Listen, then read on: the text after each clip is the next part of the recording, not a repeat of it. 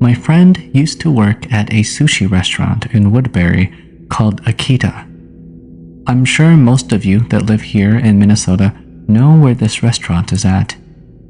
There is this one room in the back where employees can take their lunch break.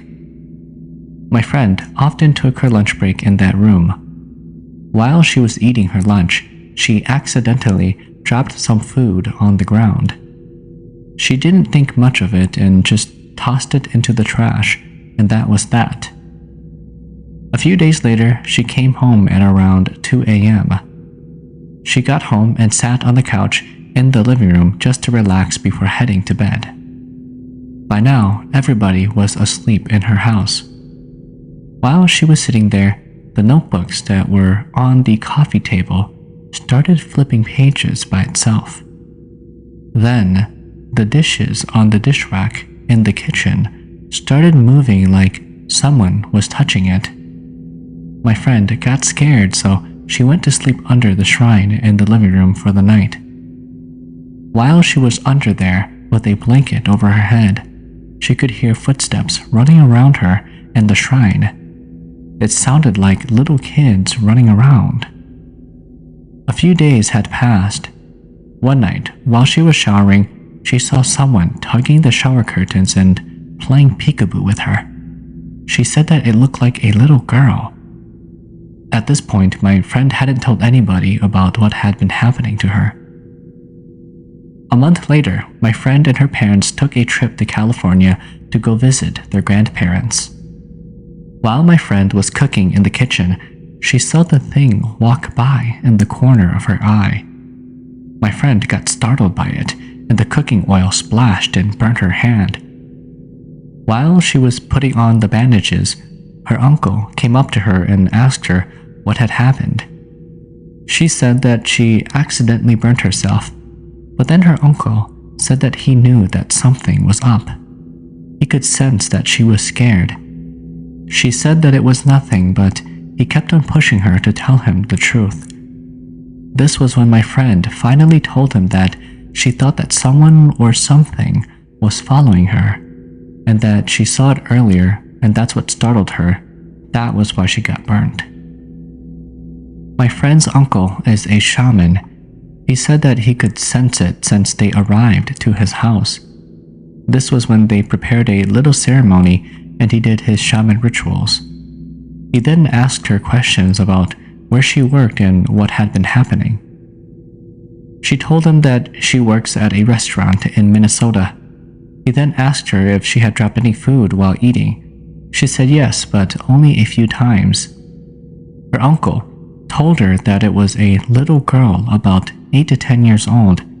She was following her around because she was the only one who fed her, dropping food on the ground, and acknowledged her. This was why the spirit was following her around and wanted to be her friend. He said that the little girl was murdered. She died near the water fountain at the back of Akita before they built the restaurant and other buildings. He said that she didn't mean any harm, but just wanted to be friends. My friend's uncle told her that when they went home or when they got to the airport, for her to take off her shoes and put them on opposite. This was to confuse the spirit so that it would not follow her. At the end of their trip, my friend did exactly what her uncle told her, and now everything is back to normal. She continued to work at Akita for another few years before she left. Dang, I feel sad for the little girl. Why couldn't the uncle help her reincarnate and go to heaven or something? But I don't know, what would I know? I'm not a shaman or anything. I just read stories for you to listen to. This is a short collection of what happened to me and my family. One night, when I was still a kid, I went to bed. My brothers were both already asleep in the beds next to mine. However, my mind was wandering and could not fall asleep. I laid there in the dark with my eyes closed. Then suddenly, I heard something strange. There came a scratching sound from inside the closet. My brothers and I shared a bedroom as little kids. Our beds were set up one right next to another, with my bed right next to the closet. As I laid there, I held my breath to make sure I was not imagining it. Soon, it happened again. I tried to rationalize it. Maybe it was a mouse or even a rat. But then something struck me even more. The scratching came in a repeated pattern. Scratch, scratch, scratch. Scratch, scratch, scratch. I don't know how long I had held my breath, but I just pretended to be asleep and hoped that it would go away. Eventually, my fear gave into my sleep, and after that, it strangely never happened again. On one weekend, I drove to DC with my dad and some other older Hmong men who had served in the war. My dad shared this story with us. He said that he never really experienced a lot of supernatural things growing up. However, there was one thing that happened to him that he could not really explain. My dad was a military officer. He showed talent in school, so as a young man, he was recruited to work with General Ving Pao and the CIA officers. He had been away for a long time, and he was finally getting a chance to go home and visit his family for a couple of weeks. My dad was extremely happy to be home, but as most young men do, he soon got bored. One day, he decided that he was going to walk to the next village and try to meet some girls. My dad got dressed up in his uniform and completed his ensemble with his standard-issued sidearm. I laughed at that part. He said that he wanted to make an impression on the ladies. My dad did end up meeting some girls. Their parents knew my grandfather and they knew who my dad was, so they asked him to stay. He ended up spending the night with the girls. They insisted that he have dinner with them, and so he did. By the time he was ready to leave, it was already dark. He said that he didn't think anything of it because he grew up in the area and home wasn't that far away. My dad started to head home. He told us that between the two villages, as was common apparently, there was a cemetery in which both villages buried most of their dead. As he approached the cemetery, he started to just get a little nervous, but decided to ignore it. However, as he got closer to it, it was clear that there was a mist forming. The mist came together and formed an outline of a person. That person then began to hover towards my dad. He said that he was frightened but stood his ground. He unholstered his sidearm and fired 3 shots at the mist. The mist dissipated and vanished entirely. The jungle was now quiet after the 3 loud pops of his gun. My dad hurried home. When he arrived, my grandparents were still up. He told them what happened. My grandfather did his thing and looked into it and said that it was nothing. Grandpa said that it was just one of the people buried at the cemetery being curious. A few years ago, my parents were living with my younger brother. They decided to sell the house and upsize. The plan was to move into a large apartment so that they could update the house and show it to potential buyers without interruption. My brother found a really nice apartment complex that had just been built a few months before. It was close to the house. This was nice because the time to drive to work wouldn't be substantially altered, and familiar stores and restaurants were still nearby. The place was really nice. I visited it, and it never seemed spooky or strange at all. Everything was brand new. How could it be? One day, my niece started to cry for no reason. It was her nap time, but she would not go to sleep. She was laying down with the blanket half covering her face. When my brother asked her what was wrong, she would point to an empty corner of the ceiling and say, "Nee, nee, nee." My brother thought that she saw a spider or something, and so he checked. Nothing was in that corner. This happened a few more times and it started to freak the adults out. Then one day, on a Saturday morning, my mom was in the living room with the babies. She was watching TV and just playing with them. That's when she heard footsteps come into the kitchen behind her. She assumed that it was just my dad. She started talking to him about what she wanted to do that day. Then she heard something that spooked her. From the bathroom down the hall, she heard my dad. He was gargling and clearing his throat loudly the way he does in the morning. So she quickly turned to the kitchen and saw that no one was there. She looked down the hallway and caught what looked like a white cape or the tail of a long bathrobe flared up like someone walking away really quickly. My mom got up thinking that it was my sister-in-law. She went down the hallway and checked their room. Nothing. That's when she thought for a second and knew that it could not have been them because they weren't even home. My brother had made my sister-in-law go fishing with him early that morning. My mom checked her own bedroom, and sure enough, my dad wasn't even in there because he was in the bathroom. This was when she got very frightened. She calmed back down and came to sit back with the babies and waited for my dad to come out. When she told my dad what happened, he just prayed for her and for the apartment.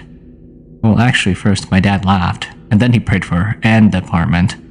They lived in those apartments for a year. The house never did sell, so they just moved back into the house. That was the only time my mom ever saw anything that strange there. It was weird because the apartments were new. I think there must have been something wrong with the land itself.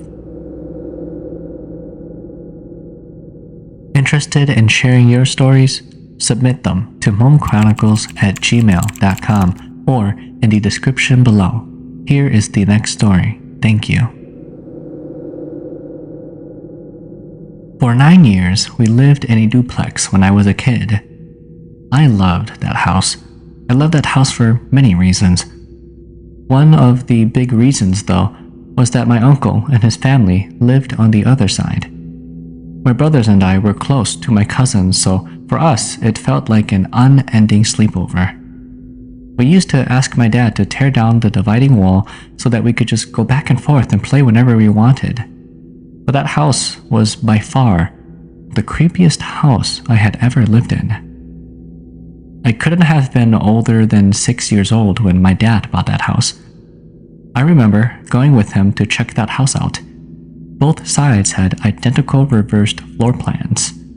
There was a main floor, an upstairs with 3 bedrooms and 1 bathroom, and there was an unfinished basement.